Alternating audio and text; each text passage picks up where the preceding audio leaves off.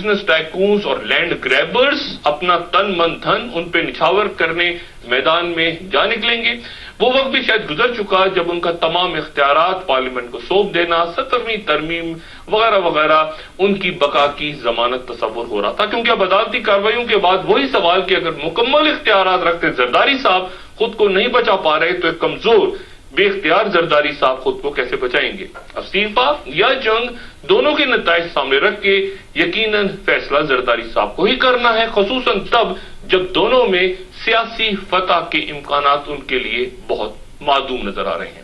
رائے عام ان کے خلاف اور ایک نااہل حکومت کے مد مقابل عدلیہ، سیاسی جماعتیں، ذرائع ابلاغ،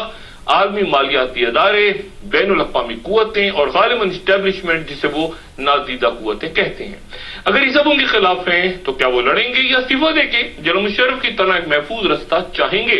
یہ آنے والے دن واضح کریں گے، خصوصاً تب جبکہ ایسا ہونے کی صورت اسٹیبلشمنٹ خود شدید دباؤ میں آ جائے گی کہ وہ بجائے ایک فوجی عامر کو ملک سے باہر جو نکل گیا اسے واپس وطن لائے، وہ مزید بدعنوان حکمرانوں کو آنے جانے پہ سمجھوتے وسیع تر قومی مفاد کے نام پہ کیے چلی جاتی ہے. سیاسی بذات میں اگلے اہم کھلاڑی میاں محمد نواز شریف ہیں، جو کہ اب تک اس اندیشے کے باعث اپنی جماعت کے فرینڈلی اپوزیشن ہونے کے تاثر کو ختم نہ کر سکے کہ کہیں تصادم کے نتیجے میں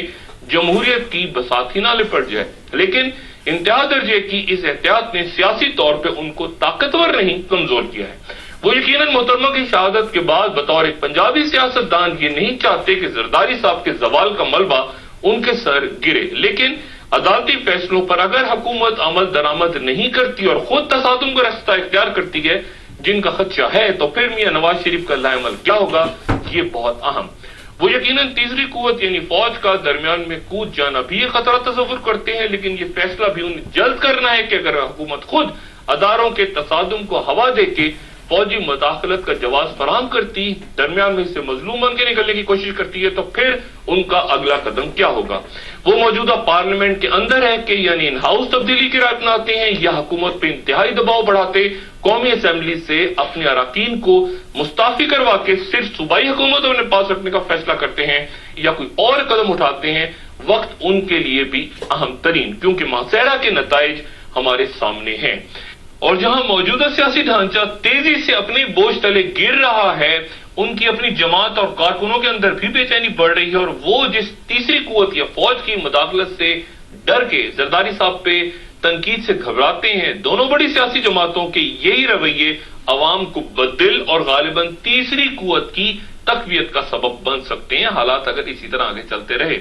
کیا نواز شریف کوئی متبادل سیاسی قیادت ملک کو فراہم کر سکتے ہیں؟ وہ جو بھی فیصلہ کریں، کچھ بھی کریں، یہ طے ہے کہ بہرحال اب کچھ نہ کچھ انہیں ضرور کرنا ہوگا اور کچھ نہ کرنے کی حکمت عملی ان کے لیے مزید سود مند ثابت نہیں ہو سکتی، خصوصاً تب جبکہ عدالتی فیصلوں پر عمل درآمد نہیں ہو رہا. میاں نشیب کہتے ہیں کہ وہ ہر صورت عدالتی فیصلوں پر عمل درآمد چاہتے ہیں، مگر کیسے چاہتے ہیں یہ اب تک واضح نہیں کر پا رہے. پھر سیاسی میدان کو اگلے منظر نامے کے خد و خال فراہم کرتی عدالتیں ہیں جو این آر او پر تفصیلی فیصلے کے بعد شدید حکومتی دباؤ اور ان کی تنقید کی زد میں آ چکی ہیں. ان کے فیصلوں پر عمل نہیں ہو رہا اور حکومتی اشاروں پر مختلف مباحثوں اور تحریروں میں اب معزز جج صاحبان کو متنازع بنانے کی کوششیں ہو رہی ہیں اور اسے قدر نظر کہ وہ کس قدر آزاد فیصلے کر رہی ہیں، بہر صورت یہ تاثر بھی انہیں زائل کرنا ہوگا کہ احتساب کسی ایک سیاسی قوت کا ہو رہا ہے. کوئی دو آرا نہیں کہ بھٹو صاحب کی پھانسی کا فیصلہ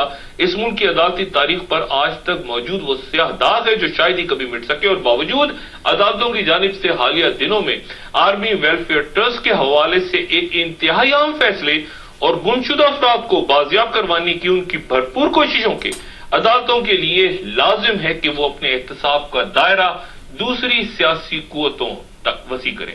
پنجاب سے اٹھتی بدعنوانی کی داستانیں، اربوں خربوں کے وہاں جو قرضے معاف کروائے گئے گزرے سالوں میں، جو ان کی فہرستیں سامنے آئی، غیر قانونی پلاٹس کی، LNG پرمٹس کی، ایسا بہت کچھ ہے جنہیں عدالتیں چھیڑ سکتی ہیں، بشمول بدنام زمانہ مہران بینک اسکینڈل. اظہر خان صاحب کی وہ پیٹیشن جہاں ISI کے خفیہ فنڈز سیاستدانوں میں تقسیم کرنے کا واضح ثبوت کئی سال سے دنیا بھر کے سامنے ہے، شاید ہی اس پر فیصلے کا اس سے بہتر اور مناسب اور کوئی وقت ہو۔ اپنے فیصلوں پر عمل درآمد کروانا بھی عدالتوں کے لیے لازم ہے، اور یقیناً ان کے سامنے حالیہ دنوں میں وکلا کو تقسیم کروانے لڑوانے کی سازشوں کے پیچھے موجود عام شخصیات بھی ہوں گی، اور یہ بھی کہ حکمراں جس نظام کو خود گرانا چاہتے ہیں انتہائی احتیاط سے سنبھل کے عدالتوں نے یہ نظام یعنی جمہوریت کو بھی بچانا ہے، جس کا عزت مآب افتخار محمد چودھری صاحب بار بار ذکر بھی کر رہے ہیں۔ اور جہاں انہیں انتہائی غیر لچکدار انداز میں آئین و قانون کی بہر صورت بالادستی قائم کرنی ہے، وہاں ہر ادارہ اپنی حدود میں رہ کے کام کرے، جیسے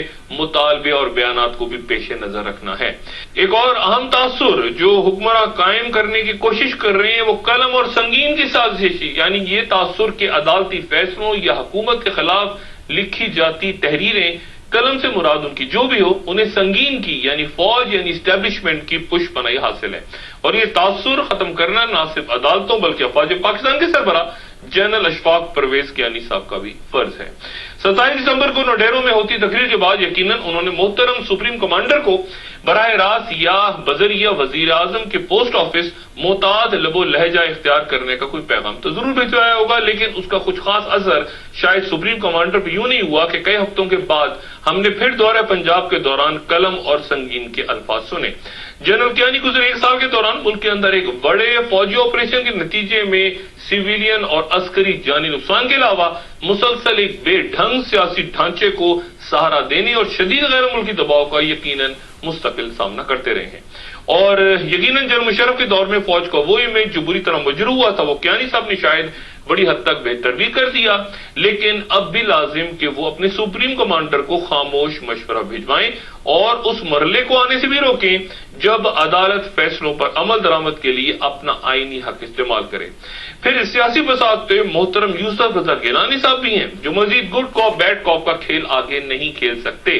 NRO زدہ وزراء، بدعنوان مشیروں، سفیروں کے درمیان گھرے، عدالتی احکامات پہ عمل درآمد کرنے سے قاصر، وہ یقیناً فاروق لغاری بننے سے ڈرتے ہیں، درست، مگر کم سے کم محمد خان جنیجو کی طرح اگر جانا ہی ہے تو تاریخ میں اپنا نام کہیں کچھ تو اس انداز میں درج کروا جائیں کہ کل آپ ایک ہاتھ باندھے کھڑے کارکن سے بڑھ کے بلا مقابلہ منتخب ہوتے وزیر اعظم کا کہیں کچھ تو تذکرہ کر سکیں۔ اور پھر سیاسی بساط کو سجاتی وہ عالمی قوتیں جو 2 سال پہلے یا مشرف صاحب کی انلائٹنڈ ماڈریشن کے بینر تلے ان کی یعنی جنرل مشرف کی پیپلز پارٹی MQM اور ANP کی اتحادی حکومت اس یقین کے ساتھ دیکھنے کی خواہاں تھی کہ افغانستان میں طالبان کا خاتمہ ہو، اور تبھی رحمان ملک صاحب صبح شام جس طالبان ظالمان کا ورد پڑا کرتے تھے، امریکہ بہادر خود ان طالبان یا ظالمان سے مذاکرات شروع کرنے جا رہا ہے، اور مدد کس کی چاہتا ہے؟ سعودی عرب کی، اور سعودی عرب جہاں اب بھارتی وزیر اعظم منموہن سنگھ سے لے کے حامد کرزئی تک پہنچ کے اس خطے کی نئی حکمت عملی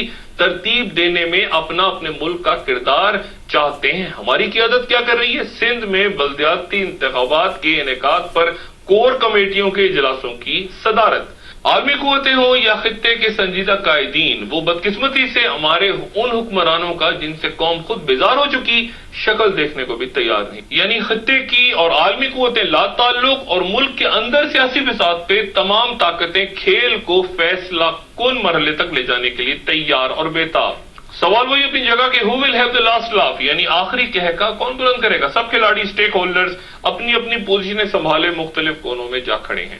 بین الاقوامی ضامن لا تعلق ہو چکے، اس لیے آپ کو وہ شٹر ڈپلومیسی چند سفیروں کی وہ پھرتیاں بھی نظر نہیں آ رہی، یا پھر غیر ملکی مندوبین بھی تناؤ ختم کروانے دوڑے نہیں چلے آ رہے ہمارے ہاں، جو کہ اپنے پیاروں کو ایسے مواقع بھی بچانے پہلے کیا کرتے تھے۔ زرداری صاحب کے چہرے کا تناؤ، نواز شریف صاحب کا رفتہ رفتہ تلخ و طلب و لہجہ، عدالتیں جو شدید دباؤ کے باوجود عدل و انصاف کرنے پہ تلی ہیں، اور فوج جو ملکی سیاسی انتشار سے خود کو دور رکھتی، اس تمام خطے میں عرصہ نو ترتیب پاتی نئی عالمی پالیسیوں میں اپنا کردار متعین کرنے کی یا اپنے ملک کا کوشش کر رہی ہے، اور قوم یقیناً اس مرحلے پہ اپنے بنیادی مسائل میں گھری ایک مضبوط باکردار قیادت کی آرزو رکھتی آسمانوں کی طرف دیکھ رہی ہے۔ نئی سفاریاں ہو چکی، اور یہاں میں ANP اور MQM دونوں جماعتوں کا محدود تذکرہ یوں کہ NRO کی حمایت نہ کرنے کا اصولی فیصلہ کر کے اس کے نتائج سامنے کیا آتے ہیں، یہ دونوں جماعتیں منتظر ہیں، جو کیا ہو سکتے ہیں۔ ایک وقفے کے بعد دوبارہ